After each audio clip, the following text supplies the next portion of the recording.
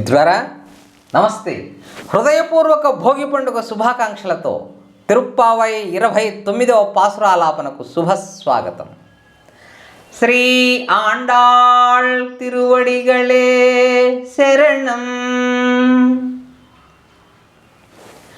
சித்தம் சிறுகாலே வந்துன்னை சேவித்து உன் பொத்தாமரை எடியே போத்தும் பொருள் கேளாய். பெத்தம்மேயுத்துண்ணும் குலத்தில் பிறந்து நீ குத்தேவல் எங்களை கொல்லாமல் போகாது. இத்தைப்பறை கொல்வானன்றுகான் கோவிந்தா. எத்தைக்கும் ஏழேழு பிறவிக்கும் உந்தன்னோடு உத்தோமேயாவோம். உனக்கே நாமாள் செய்வோம். மத்தைனம் காமங்கள் மாத்து ఏలోరెంబావాయ్.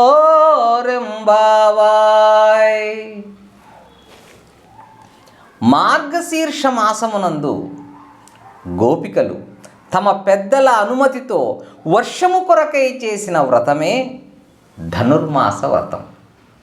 పెద్దల తృప్తి కొరకు తాము స్నానవ్రతం ఆచరిస్తున్నామని, ఆ వ్రతాచరణమునకు పర అను వాద్య విశేషము కావలయునని గోపికలు బయలుదేరి ఆ శ్రీకృష్ణ పరమాత్మ సన్నిధికి చేరారు. వాద్య విశేషమైన ఆ పరనిచ్చి తమకు వ్రతాన్ని పూర్తి చేయించి దాని ఫలంగా అలంకారాలను పరమాన్న భోజనమును అనుగ్రహింపుమని ఆ శ్రీకృష్ణుని ఇప్పటి వరకు గోపికలు ప్రార్థించారు. అయితే గోపికలు వారి మనసులోని అసలైన కోరిక ఏమిటో ఈ పాసురంలో తెలియజేస్తున్నారు. కృష్ణ గోవిందా, ఈ చలికాలంలో ఇంత వేకువజామున నీ సన్నిధికొచ్చి దివ్యమైన బహుసుందరమైన పద్మముల వంటి నీ పాదములను సేవించి మంగళగీతములను ఆలపించుటలో గల మా ఆంతర్యాన్ని, మా మనసులోని అభిప్రాయాన్ని ఆలకించండి. పశుపోషణయే జీవనాధారంగా బ్రతికే మా గొల్లకులంలో అవతరించిన నీవు మా ఆంతరంగిక కైంకర్యములను తప్పక స్వీకరించవలెను. ఇంతకాలం శబ్దాది బాహ్య విషయములే ఈ శరీరమును నిలబెట్టు సాధనములుగా భావించిన మాకు నీ దివ్యమంగళ విగ్రహ సౌందర్యమును చూచి జ్ఞానోదయమైనది స్వామి. ఇప్పుడు నీ నుండి పరా అనే వాద్య విశేషమును పొందటం కాదు మాకు కావలసింది.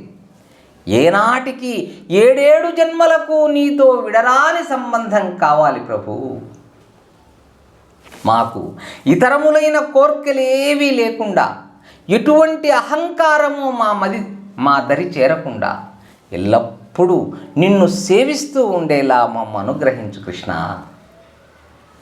ఈ పాసురంలో స్నానం అనగా భగవత్ ప్రాప్తి, పర అనే వాద్య విశేషమనగా భగవత్ కైంకర్యం.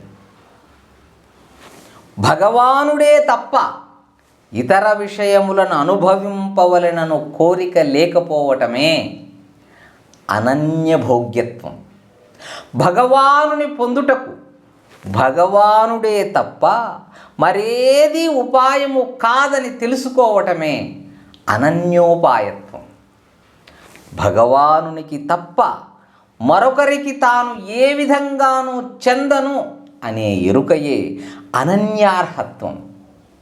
ఇటువంటి జీవుని లక్షణములు కలవారే భగవత్ ప్రాప్తికి అర్హులు.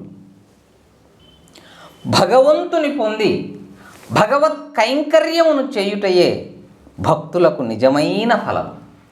అయితే భగవత్ ప్రాప్తిలో వేరొక ప్రయోజనమును సాధించుకోవాలనుకోవడం ఒక దోషం. ఆ భగవత్ కైంకర్యము తన ప్రీతికే అనుకోవడం మరొక దోషం. ఆ దోషములు లేకుండుటే ఫల పరిశుద్ధి. గోపికలు మేము జ్ఞానము లేని వారం, భగవానుడే మా ఉపాయం అనే నిశ్చయానికి రాగానే ఉపాయ ప్రతిబంధకం తొలగిపోయింది. గతములో తాము చేసిన అపరాధములకు క్షమాపణలు అడుగుటచే ప్రాప్తి ప్రతిబంధకం తొలగిపోయింది. బాహ్య విషయముల యందు సంగము విడిచి భగవద్ విషయముల పట్ల ఆర్తితో శ్రీకృష్ణుని చేరగానే ఆత్మస్వరూప ప్రతిబంధకం తొలగిపోయింది. మాకు ఇతరములైన కోరికలేవి వద్దని, భగవదనుభవమున తమది అని కానీ తాము అనుభవిస్తున్నామన్న స్పృహ కానీ ఉండరాదని కోరుకోవటంతో ప్రాప్య ప్రతిబంధకం కూడా తొలగిపోయింది. ఈ విధంగా అన్ని ప్రతిబంధకాలు తొలగి భగవంతునికే సర్వకాల సర్వావస్థలలో నిరంతరాయంగా కైంకర్యము చేయుచు, చేసే కైంకర్యము కూడా భగవంతుని కొరకు భగవంతుడే చేయించుకుంటున్నాడనే నిరహంకార భావనతో ఉండటమే తమకు పురుషార్థమని గోపికలు ఈ పాసురములో తమ వ్రత ఫలంగా వివరించారు. శ్రీ ఆండాళ్ తిరువడిగళే శరణం. మిత్రులారా, ధన్యవాదాలు. 30వ పాసురాలాపనతో మళ్ళీ కలుసుకుందాం. శుభం భూయాత్. హరి ఓం తత్సత్.